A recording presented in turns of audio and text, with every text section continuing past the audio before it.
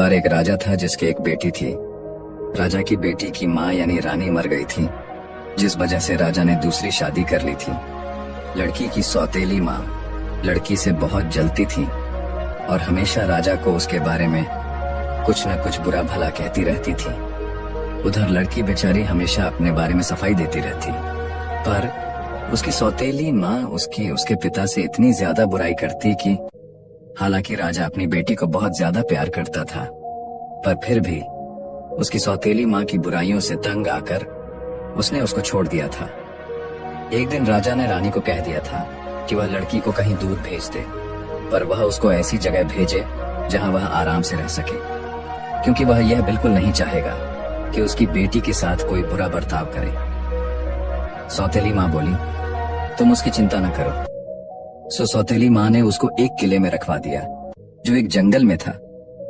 उसके साथ के लिए रानी ने कुछ दासियां वहां रख दी और उनको कह दिया कि वे उसको वहां से कहीं बाहर न जाने दें, यहाँ तक कि खिड़की से भी बाहर न झांकने दें। इस काम के लिए वह उनको बहुत अच्छी तनख्वाह देगी। लड़की को भी एक बहुत सुंदर कमरे में रखा गया था और उसको वह सब कुछ दिया गया था जो उसको चाहिए था। उसको वह सब कुछ खाने पीने को भी मिलता था जो उसको पसंद था, बस वह केवल बाहर नहीं जा सकती थी। पर फिर भी उसकी दासियों को उसका कोई खास काम नहीं था और उनके पास पैसा बहुत था, सो वे केवल अपने ही बारे में सोचती रहती थी और उस लड़की की तरफ ध्यान नहीं देती थी। राजा अक्सर अपनी रानी से अपनी बेटी के बारे में पूछता रहता, हमारी बिटिया कैसी है, वह आजकल अपने आप क्या करती रहती है, यह साबित करने के लिए कि रानी वाकई उसकी परवाह करती थी। एक दिन वह उस किले पर गई जहां उसने राजकुमारी को रखा हुआ था। जैसे ही रानी अपनी गाड़ी से नीचे उतरी, वहां की दासियां तुरंत ही उसके पास दौड़ी आईं और उसको बताया कि राजकुमारी बिल्कुल ठीक है और बहुत खुश है। रानी 1 मिनट के लिए उस लड़की के कमरे तक गई और उससे पूछा, तुम यहाँ आराम से तो हो ना, तुम्हें कुछ चाहिए तो नहीं? मैं देख रही हूँ कि तुम ठीक ही हो। मुझे लग रहा है कि तुमको गांव की हवा भा गई है। खुश रहो। अच्छा, बाय बाय कहकर वह वहां से चली गई। उसने जाकर राजा को बता दिया कि उसने पहले कभी उसकी बेटी को इतना खुश नहीं देखा था, पर इसके विपरीत वह लड़की कमरे में अकेली ही रहती थी, क्योंकि उसकी दासियां तो अपने आप में इतनी मग्न थी कि वे उसको कहीं दिखाई ही नहीं देती थी। सुबह बेचारी अपना सारा समय खिड़की में ही बैठकर गुजारा करती थी। वह वहां खिड़की पर झुकी हुई खड़ी रहती। कभी कभी वह इस तरह से खड़ी रहने में इतनी खो जाती कि उसको अपनी कोहनियों के नीचे तकिया रखने का भी ध्यान नहीं रहता, क्योंकि उसकी कोहनियां खिड़की पर ही रहती थीं, तकिए पर नहीं। इसलिए उसकी कोहनियों पर दाग पड़ गए थे। उसकी यह खिड़की जंगल की तरफ खुलती थी, सो वह लड़की सारा दिन या तो जंगल के पेड़ों की पत्तियां ही देखती रहती, या फिर बादल, और या फिर नीचे शिकारियों के जाने के रास्ते। एक दिन शिकारियों के उस रास्ते पर एक राजकुमार एक जंगली सुअर का पीछा कर रहा था। जब राजकुमार उस किले के पास आया तो उसने देखा कि उस किले की चिमनी से तो धुआं निकल रहा है। जहां तक उसे याद पड़ता था, वह किला तो न जाने कब से वहां खाली पड़ा हुआ था, फिर आज इसमें से यह धुआं कैसे निकल रहा है। उसने सोचा, लगता है यहाँ कोई रहने आ गया है। सो उसने मुड़कर पीछे देखा तो उसने देखा कि उस किले की एक खिड़की पर एक लड़की बैठी है। उसको देखकर वह मुस्कुरा दिया। लड़की ने भी उसको देखा। वह पीले रंग की शिकारियों वाली पोशाक पहने था। उसके हाथ में एक बंदूक थी और वह उसकी तरफ देखकर मुस्कुरा रहा था। सो वह भी उसकी तरफ देखकर मुस्कुरा दी। पूरे घंटे तक वे एक दूसरे की तरफ देखकर मुस्कुराते रहे और एक दूसरे के लिए झुकते रहे। वे दोनों आपस में इतनी दूर थे कि उनके पास एक दूसरे से बात करने का कोई तरीका नहीं था। सो कुछ देर बाद वह राजा वहां से चला गया। अगले दिन शिकार का बहाना करके वह राजकुमार फिर से उधर की तरफ आ निकला। उस दिन वे लोग एक दूसरे को 2 घंटे तक देखते रहे। अब की बार मुस्कुराहटों और झुकने के अलावा उन्होंने अपने अपने दिलों पर भी हाथ रखा और फिर वे काफी देर तक अपने अपने रुमाल हिलाते रहे। तीसरे दिन वह राजकुमार वहां 3 घंटे रहा। उस दिन उन्होंने एक दूसरे की तरफ हवाई चुंबन भी फेंके, पर चौथे दिन जब वह फिर वहां आया तो एक जादूगरनी उन दोनों को एक पेड़ के पीछे से छिपकर देख रही थी। उनको देखकर वह औज़ करके हंस पड़ी। राजकुमार बोला, अरे तुम हंस क्यों रही हो? इसमें हंसने की क्या बात है? जादूगरनी बोली, हंसने की क्या बात है? अरे दो प्रेमी जो आपस में इतना प्यार करते हैं वे कितने बेवकूफ हैं कि वे इतने दूर हैं। क्या यह हंसी की बात नहीं है? राजकुमार बोला, तो क्या तुम ये जानती हो कि मैं उसके पास तक कैसे पहुंच सकता हूं? जादूगरनी बोली, मुझे तुम दोनों अच्छे लगते हो, इसलिए मैं तुम्हारी सहायता जरूर करूंगी। मैं तुम लोगों को जरूर मिलाऊंगी। कहकर वह किले की तरफ गई और जाकर उसका दरवाजा खटखटाया। राजकुमारी की एक दासी ने दरवाजा खोला तो उस जादूगरनी ने उस दासी को एक बहुत पुरानी पीले से रंग के कागज की एक किताब दी और कहा, यह किताब राजकुमारी के पढ़ने के लिए है ताकि वह इसको पढ़कर अपना समय गुजार सके। दासी ने वह किताब ले ली और ले जाकर उस लड़की को दे दी। लड़की ने तुरंत ही उस किताब को खोला और पढ़ा, यह एक जादू की किताब है। तुम आगे का पन्ना पलटो तो तुम देखोगी कि कोई आदमी चिड़िया कैसे बन सकता है और फिर चिड़िया से आदमी कैसे बन सकता है। लड़की उस किताब को लेकर खिड़की पर दौड़ी गई और जाकर उस किताब को खिड़की पर रख दिया। वह उस किताब के पन्ने पलटने लगी और राजकुमार को जो पीली पोशाक पहने खड़ा था देखती रही। अपने हाथ हिलाते हुए राजकुमार ने अपने पंख बना लिए और देखते ही देखते वह एक कैनेरी चिड़िया बन गया। वैसे ही पीले रंग की चिड़िया जैसे पीले रंग की पोशाक वह पहने था। चिड़िया बनकर वह आसमान में उड़ गया और जाकर राजकुमारी की खिड़की के ऊपर बैठ गया। राजकुमारी ने उसे तुरंत ही पकड़ लिया और यह समझकर चूम लिया कि वह तो राजकुमार था, पर फिर वह शर्मा गई और उसका चेहरा शर्म से लाल पड़ गया। अब वह उस चिड़िया को दोबारा राजकुमार बनाने की सोचने लगी। उसने तुरंत किताब खोली और उसके पन्नों को पीछे की तरफ पलटा। कैनेरी चिड़िया ने तुरंत ही अपने पंख फड़फड़ाए, अपनी बाहें हिलाई और वह फिर से राजकुमार बन गया, अपनी उसी शिकारी वाली पोशाक में। राजकुमार उसके सामने थोड़ा सा झुका और बोला, मैं तुम्हें बहुत प्यार करता हूं राजकुमारी। एक दूसरे के सामने अपने अपने प्यार का इजहार करते करते उन दोनों को शाम हो चुकी थी। राजकुमारी ने फिर किताब पढ़ी और फिर राजकुमार की आंखों में देखा तो राजकुमार फिर से कैनेरी चिड़िया में बदल गया और उड़कर नीचे जाकर एक पेड़ की नीची डाल पर बैठ गया। राजकुमारी ने फिर से किताब के पन्ने वापस पलटे और वह कैनेरी चिड़िया फिर से राजकुमार बन गई। राजकुमार उस डाली पर से नीचे कूद गया। उसने अपने कुत्तों को बुलाया, घोड़े पर सवार हुआ, राजकुमारी की तरफ एक चुंबन फेंका और अपने रास्ते पर घोड़ा दौड़ाता हुआ राजकुमारी की आंखों से ओझल हो गया। इस तरह उस किताब के पन्ने रोज राजकुमार को पहले चिड़िया बनाने के लिए और फिर राजकुमार बनाने के लिए पलटे जाते रहे और राजकुमार राजकुमारी के पास कैनेरी चिड़िया के रूप में आता जाता रहा। दोनों ही अपनी जिंदगी में कभी इतने खुश नहीं थे। एक दिन रानी अपनी सौतेली बेटी को देखने आई तो वह हर बार की तरह से बाहर से ही यह कहती चली आई, तुम ठीक तो हो ना? अरे मैं देख रही हूँ कि तुम तो और दुबली हो गई हो, पर यह कोई चिंता की बात नहीं है, ठीक है ना? तुम इससे पहले कभी इतनी अच्छी थी ही नहीं।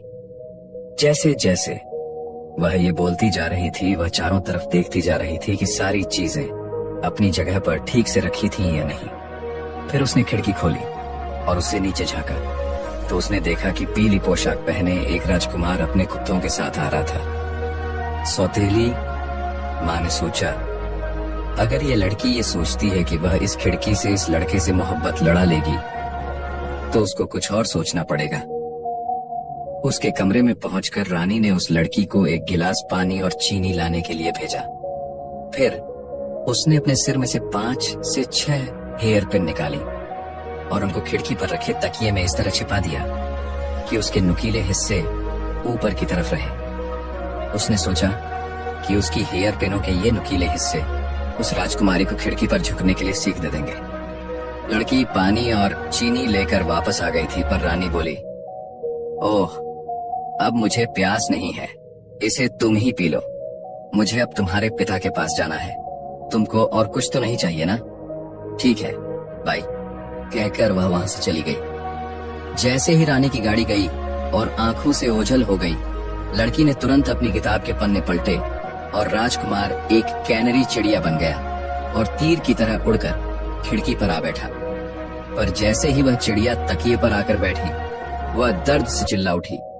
उसके पीले पंखों पर खून के धब्बे पड़ गए। वे पिने जो रानी उसके तकिए में लगा कर गई थी, उसकी छाती में घुस गई थी। चिड़िया ने परेशान होकर अपने पंख फड़फड़ाए और हवा के सहारे चक्कर काटती हुई नीचे जमीन पर पंख फैलाकर बैठ गई। राजकुमारी यह देखकर डर गई। उसकी तो समझ में ही नहीं आया कि राजकुमार को हुआ क्या था। उसने जल्दी से फिर अपनी किताब के पन्ने पलटे और जब राजकुमार आदमी के रूप में आ गया, तब राजकुमारी ने देखा कि राजकुमार की छाती में घुसे हेयर पिन के बने घावों से तो खून बह रहा था और उस खून ने उसकी पीली पोशाक खून से रंग दी थी। राजकुमार वहीं लेट गया और उसके कुत्ते उसके चारों तरफ खड़े हो गए। कुत्ते ये सब देखकर चिल्लाने लगे थे। उनके भौंकने की आवाज सुनकर दूसरे शिकारी भी उसकी सहायता के लिए आ गए थे। उन्होंने पेड़ों की शाखों का एक स्ट्रेचर बनाया और राजकुमार को वहां से ले गए। वह बेचारा अपनी प्रेमिका को उस दिन देख भी नहीं सका, जो उसके दुख से खुद भी बहुत दुखी और डरी हुई थी। राजकुमार जब अपने महल पहुंच गया, तो भी उसके वे घाव ठीक ही नहीं हो रहे थे। डॉक्टरों को भी यह पता नहीं चल पा रहा था कि वे उसके घावों के लिए क्या करें। यह देखकर राजा ने सब जगह ढिंढोरा पिटवा दिया कि जो कोई उसके बेटे का इलाज करेगा, वह उसको मालामाल कर देगा। पर इसके बावजूद कोई कोशिश करने भी वहां नहीं आया। इधर राजकुमारी के मन में राजकुमार को देखने की इच्छा बहुत बढ़ गई। उसने अपने बिस्तर की चादर को लंबी पट्टियों में काटा और उनको आपस में जोड़कर एक लंबी रस्सी बना ली। फिर एक रात को वह अपनी ऊंची मीनार से नीचे उतरी और उस शिकारियों वाले रास्ते पर चल पड़ी। पर घने अंधेरे की वजह से और भेड़ियों की चिल्लाहट से डरकर उसने तय किया कि वह सुबह होने का इंतजार करेगी। रात बिताने के लिए उसने एक पुराना ओक का पेड़ ढूंढा, जिसका तना खोखला था। वह उसके अंदर घुस गई और थकी होने की वजह से जल्दी ही सो गई। जब उसकी आंख खुली, तब भी घुप अंधेरा ही था, पर उसको लगा कि उसने किसी के सीटी बजाने की आवाज सुनी थी। उसी सीटी से उसकी आंख खुली थी। उसने उसे फिर सुनने की कोशिश की तो उसे वह आवाज फिर से सुनाई दी। फिर उसने तीसरी चौथी सीटी की आवाजें भी सुनी और फिर उसने 4 मोमबत्तियों की रोशनी भी आगे बढ़ती देखी। वे चारों जादूगरनी थीं, जो चारों दिशाओं से आ रही थीं और उसी पेड़ के नीचे अपनी मीटिंग करने वाली थीं। राजकुमारी छिपकर उनको देखती रही। उन्होंने आकर एक दूसरे से कहा, आ आ आ। फिर उन्होंने उस पेड़ के नीचे आग जलाई और आग की गर्मी लेने के लिए उस आग के चारों तरफ बैठ गईं। खाने के लिए उन्होंने 2 चमगादड़ भूनी। जब उन्होंने पेट भर खाना खा लिया, तो उन्होंने एक दूसरे से पूछना शुरू किया कि उन्होंने दुनिया में क्या क्या मजेदार चीजें देखी। एक जादूगरनी बोली, मैंने तुर्की का सुल्तान देखा जो अपने लिए 20 नई पत्नियां लेकर आया है।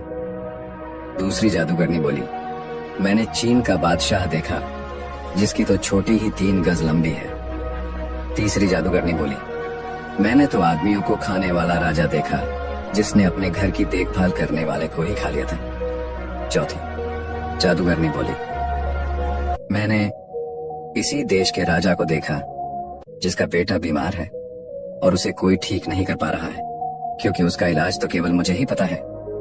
तीनों जादूगरनियां एक साथ बोली, और वह इलाज क्या है? वह जादूगरनी बोली, उस राजकुमार के कमरे के फर्श की एक टाइल कुछ ढीली है। बस किसी को यह करना है कि उस ढीली टाइल को वहां से उठाना है। उसके नीचे एक शीशी रखी है जिसमें एक मरहम है। उस मरहम को उसके घावों पर लगा देने से उसका हर घाव भर जाएगा। यह सुनकर राजकुमारी खुशी से चिल्लाना चाहती थी, पर उसने किसी तरीके से अपने आप को ऐसा करने से रोक लिया। जब चारों ने अपनी अपनी कहानी सुना दी और भी जो कुछ कहना था कह दिया, तो वे सब वहां से चली गईं। उनके जाने के बाद तुरंत ही राजकुमारी उस पेड़ के तने में से निकली और कूदकर बाहर आ गई। सुबह होते ही वह अपनी यात्रा पर चल दी। सबसे पहले वह एक इस्तेमाल की हुई चीजों को बेचने वाले के पास गई और वहां से एक डॉक्टर का पुराना गाउन और एक चश्मा खरीदा। और जाकर शाही महल का दरवाजा खटखटाया। उसने कहा कि वो एक डॉक्टर है और राजकुमार का इलाज करने आया है, पर एक छोटे से डॉक्टर को और उसके पास न के बराबर डॉक्टर का सामान देखकर महल के चौकीदार उसको महल के अंदर घुसने ही नहीं दे रहे थे। पर राजा ने कहा, यह मेरे बेटे को क्या नुकसान पहुंचा सकता है, इसलिए इसको अंदर आने दो। राजा का हुक्म मानकर चौकीदार लोग उसको अंदर ले गए। डॉक्टर ने कहा कि उसको राजकुमार के कमरे में राजकुमार के साथ अकेला छोड़ दिया जाए ताकि वह उसका इलाज कर सके। सो उसको राजकुमार के साथ अकेला छोड़ दिया गया। अपने प्रेमी को कराहते और बेहोश सा देखकर राजकुमारी का दिल रो पड़ा। उसको लगा कि उसको उस जादूगरनी की कही बात को जल्दी से जल्दी कर देना चाहिए। सो उसने कमरे के फर्श की वह डीली टाइल ढूंढी और उसके नीचे रखी शीशी निकाल ली। उस शीशी के मरहम को उसने राजकुमार के सारे घावों पर मल दिया। जैसे जैसे वह मरहम राजकुमार के घावों पर मलती गई, तुरंत ही उसके वे घाव भरते चले गए। सब घावों पर मरहम लगाने के बाद उसके सारे घाव ऐसे भर गए जैसे कभी वहां कभी कुछ था ही नहीं। राजकुमारी यह देखकर बहुत खुश हुई। जब वह उसके सारे घाव भर चुकी तो उसका राजकुमार फिर पहले जैसा हो गया, जैसा वह उसको देखा करती थी। अब वह शांति से सो रहा था, सो वह उसको कमरे में सोता छोड़कर बाहर आ गई। बाहर आकर वह बोली, मैजेस्टी, आपका बेटा अब हर खतरे से बाहर है, वह आराम से सो रहा है। राजा ने उस छोटे से डॉक्टर को बहुत बहुत धन्यवाद दिया और कहा, डॉक्टर, तुम जो चाहो सो मांग लो, तुमने मेरे बेटे की जान बचाई है। मेरे राज्य में जितना भी पैसा और दौलत है वह सब तुम्हारी है। डॉक्टर बोला, मुझे आपका पैसा और दौलत नहीं चाहिए, मुझे तो बस राजकुमार की ढाल दे दीजिए जिस पर शाही निशान बना हुआ है, और उसका दंड और उसकी वह पीली जैकेट दे दीजिए जिस पर खून लगा है। राजा ने उसकी वे तीनों चीजें उसको दे दी और वह डॉक्टर उन तीनों चीजों को लेकर वहां से चली गया। 3 दिन बाद राजकुमार फिर से शिकार पर गया। वह जंगल के बीच बने उस किले से गुजरा, पर उसकी हिम्मत नहीं हुई कि वह राजकुमारी की खिड़की की तरफ देखे भी। जब राजकुमारी ने यह देखा तो उसने तुरंत ही अपनी जादू वाली किताब उठा ली और उसके पन्ने पलटने शुरू किए। राजकुमार के पास कोई चारा नहीं था कि वह उस जादू को न मानता। वह तुरंत ही कैनरी चिड़िया बन गया और उड़कर उसके कमरे में चला गया। कमरे में पहुंचने के बाद राजकुमारी ने उस किताब के पन्ने फिर से पलटे और वह फिर से राजकुमार बन गया। राजकुमार ने कहा, मुझे जाने दो, क्या यह एक बार ही काफी नहीं है कि तुमने मुझे अपनी पिनों से गोद दिया, जिससे मुझे कितनी तकलीफ पहुंची है। सच तो यह था कि राजकुमार को अब उससे नफरत सी हो गई थी और अपनी हालत के लिए भी वह उसी को जिम्मेदार ठहरा रहा था। यह सुनकर तो राजकुमारी तो बेहोश होने वाली थी, पर वह बोली, पर तुम्हारी जान भी तो मैंने ही बचाई है। वह मैं ही हूं जिसने तुम्हें ठीक किया है। अगर मैं तुम्हारी ऐसी हालत करती तो मैं तुम्हारी जान क्यों बचाती? राजकुमार बोला, तुमने मेरी जान नहीं बचाई है, मेरी जान तो किसी विदेशी डॉक्टर ने बचाई है, जिसने मेरे पिता से उनकी कोई दौलत नहीं ली सिवाय मेरी ढाल के, जिसके ऊपर मेरे परिवार का निशान था, दंड के और मेरी खून के निशानों वाली जैकेट के। राजकुमारी ने तुरंत ही वे तीनों चीजें निकालकर राजकुमार के सामने रख दी। ये हैं वे तुम्हारी तीनों चीजें। वह डॉक्टर कोई और नहीं, मैं ही थी, और वह पिने मेरी सौतेली माँ की एक चाल थी। राजकुमार ने उसकी आंखों में देखा और वह कुछ बोल ही न सका। वह उसके पैरों पर पड़ गया और उसको बहुत बहुत धन्यवाद दिया। अब उसको वह पहले से भी ज्यादा प्यार करने लगा था। उसी शाम को राजकुमार ने अपने माता पिता को बताया कि वह जंगल में बने किले में रहने वाली एक लड़की से शादी कर रहा है। उसके पिता ने कहा, तुम केवल एक राजा की लड़की से ही शादी करोगे? राजकुमार बोला, मैं केवल उस लड़की से शादी करूंगा जिसने मेरी जान बचाई है। राजा को उसकी बात माननी पड़ी। सो शादी की तैयारियां शुरू हो गईं। राजकुमार के पिता ने बहुत सारे राजाओं और उनके परिवारों को बुलाया। राजकुमारी के माता पिता को भी बुलाया, पर उनको कुछ बताया नहीं गया। जब दुल्हन बाहर आई तो उसका पिता चिल्ला पड़ा, मेरी बेटी। राजकुमार के पिता ने पूछा, क्या मेरे बेटे की दुल्हन तुम्हारी बेटी है? पर उसने हमें बताया क्यों नहीं कि वह तुम्हारी बेटी है? राजकुमारी बोली, क्योंकि मैं अपने आप को उस पिता की बेटी ही नहीं मानती जिसने मेरी सौतेली माँ के कहने से मुझे जेल में डाल दिया। उसने रानी की तरफ इशारा किया। अपनी बेटी पर किए गए जुल्म सुनकर राजा को अपनी बेटी पर दया आ गई और अपनी दूसरी पत्नी पर वह बहुत गुस्सा हुआ। घर आते ही उसने अपनी दूसरी पत्नी को जेल में डलवा दिया।